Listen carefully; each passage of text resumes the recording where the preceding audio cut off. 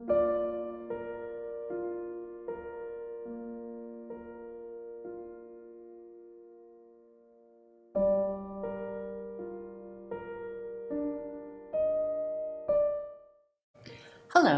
and welcome to our 6-part course on digital storytelling.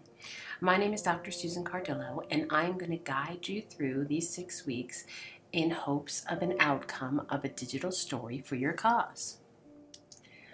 First thing I'd like to talk to you about is my world, the interactive documentary or storytelling world, because everything we create in this course is going to be a story or a documentary. Documentaries are just realistic portrayals of life in a story form. So we're looking at web documentary, interactive, multimedia. There's a lot of names for it. And what it is that it's documentary storytelling that differs from the traditional form of just video, audio, and photograph by applying a full component of multimedia tools. When you're done, you're going to be able to put this on the web and people can interact with it, and I will give you a little background on that. And you can add text and audio and video and animations and just about anything you care to put in your digital story can be added through technology. So there's a lot of names, as I've said: collaborative, participative, all different kinds of storytelling. But what we're talking about here is it's lean forward storytelling as opposed to sit back. You think of a regular documentary where you go to a movie theater and you just sit back and you watch. Well, what we want to create are lean forward stories, meaning somebody's right there at the screen and they want to click on what's next or the link you've provided so that they can help your cause. So there's a couple of things to consider here. We need to shift our thought process of audience from exposing them to engaging them. We want them to respond. We want something to happen based on the story we're going to provide. These are micro narratives. This is the next level we're getting to in storytelling. It's like Legos. They're little pieces that when put together can tell a full story. Well, you're starting with just one right now. You're starting with your digital story. This is a story with a beginning, middle, and end. You're going to ask for a call to action, which means you're going to ask your audience to do something or feel something. And then maybe you'll create another one and another one. And they can all come together in one place so that you can tell the story of your cause. They're easily shared on social networks because we keep them short, and short is key. We should never think of producing anything over 3 minutes when we're using social media and the internet to share. We want to think of it as a piece of a bigger puzzle. As we go through this course, I am going to show you some examples on work that I've done. This will help you get an idea of the direction you could go in. So one of the projects I've worked on in the past is called Nicaraguan Youth Troop for Community Transformation. And that's a whole lot of words, but it was a project about young children in Nicaragua, and college students are assembled to go down for a 6-week project. They go to Nicaragua and they teach the children about theater.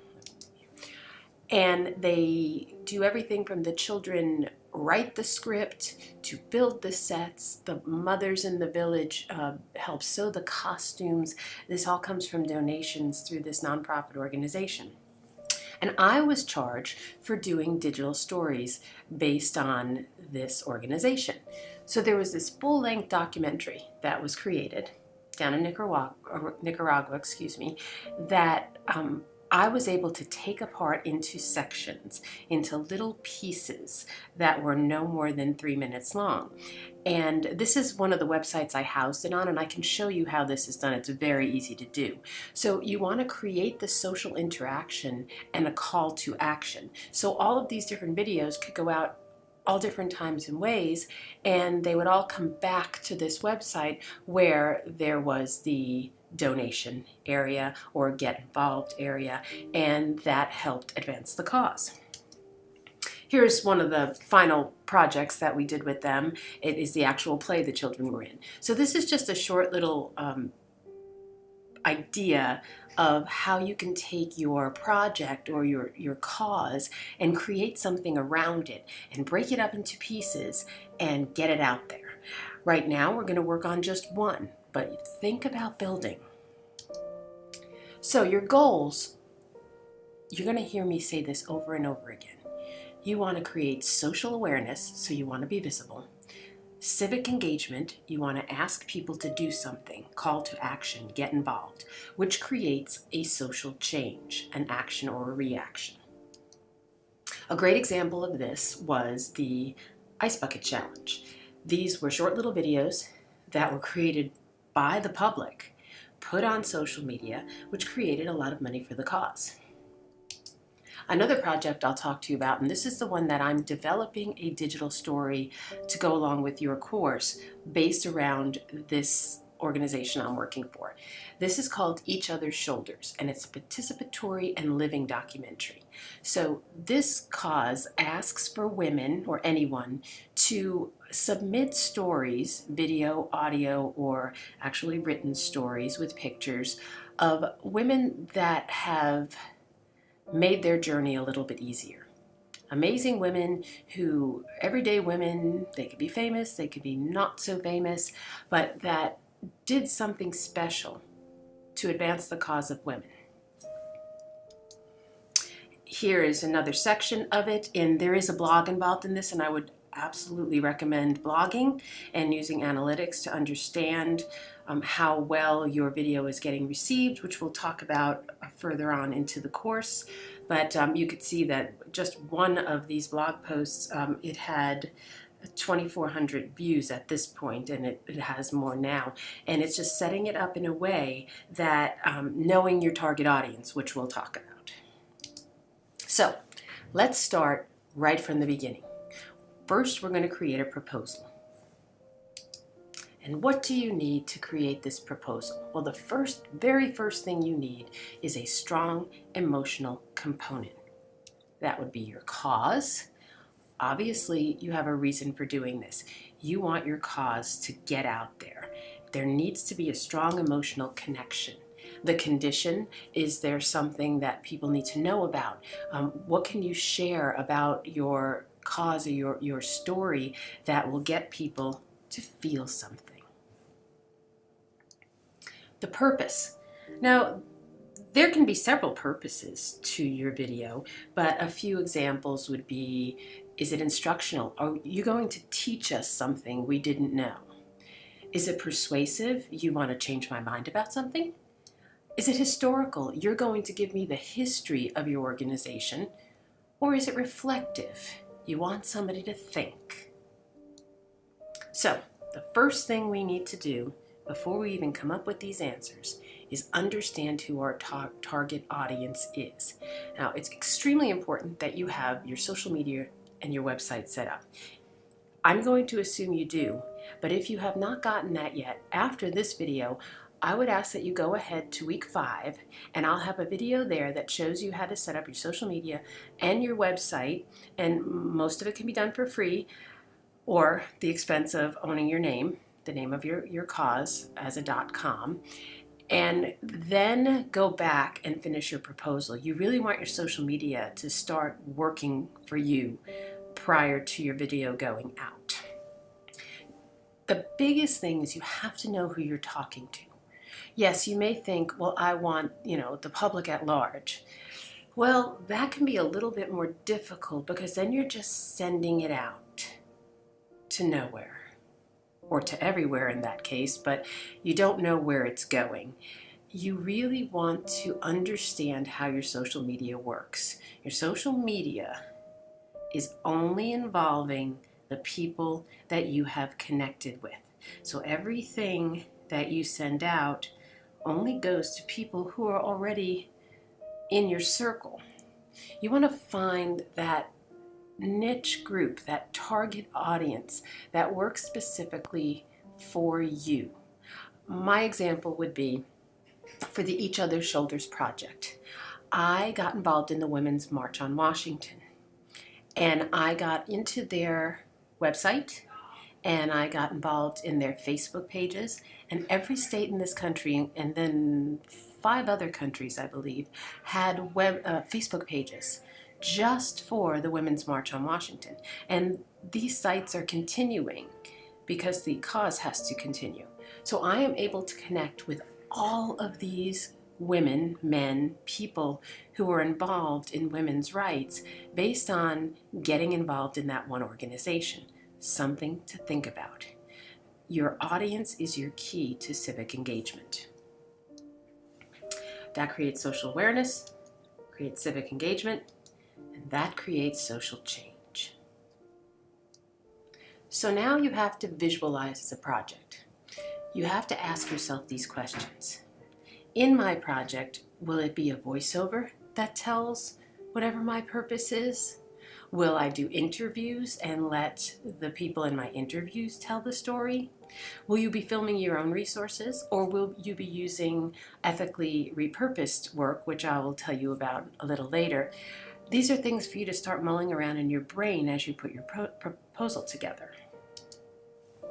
So, the story process for social awareness and change. You need to know what your short and long-term goals for your campaign are. Bring in money, it's not always the best goal, but awareness is a better goal. And short-term, you want to make what group of people aware? And long-term, where do you want that to spread to? Again, who is your audience? What is the hook? What are you asking of people? You really need to understand your call to action. And next, what is your key message? What are you trying to get across to the public? What materials will you need to develop yourself? Do you need to do interviews? Do you need to take photos? Do you need to do video of your location or some of the people involved with your organization? Will you have a spokesperson that does your voiceover for you and maybe is an on-camera personality? Will you be doing that yourself? The example I'll show you, I actually am doing the voice for myself just to show you that it can be done either way. And how will you measure your success? We'll talk a little bit in week 5 about the analytics as well, how to measure analytics and how to know where your success is coming from and maybe adjust to see where it should go from there. So you have to have an understanding of how you're going to measure your success.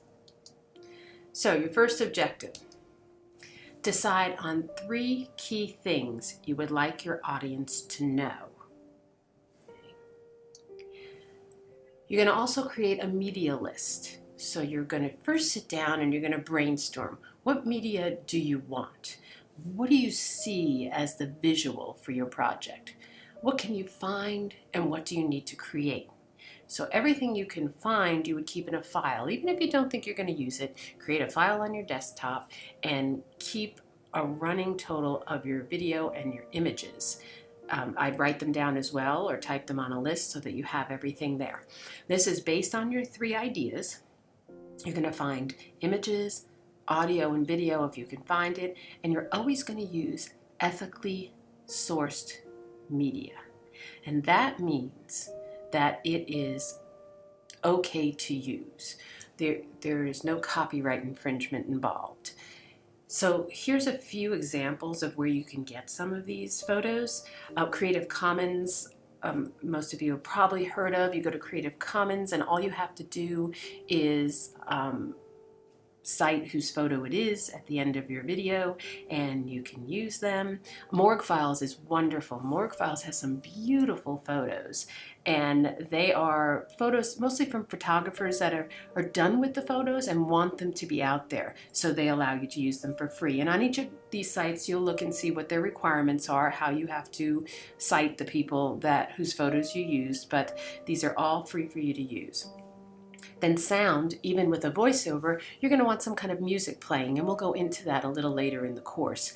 YouTube Auto Library has some great free downloadable sound, and so do these others. And as far as video, I use Video Blocks. I like Video Blocks. I pay a price for it. It's not very expensive, but I have a yearly subscription, and you can go in and find really great video, some audio that you can use that is copyright protected.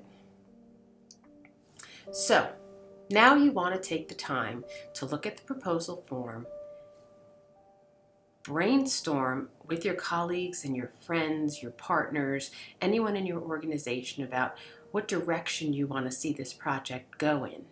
And don't move forward until you've completed the proposal. The proposal form is included, and you just print it out, write it, or download it and type it, but you'll probably go through several variations of it before you find what you want. But this is a really important step because you're going to start writing your script in the next segment, and you really want to have your ideas in your head. Take a week, go through each section, each of your 3 key areas, and what you would like to see develop in those 3 areas. Work on your proposal, and then we'll move forward.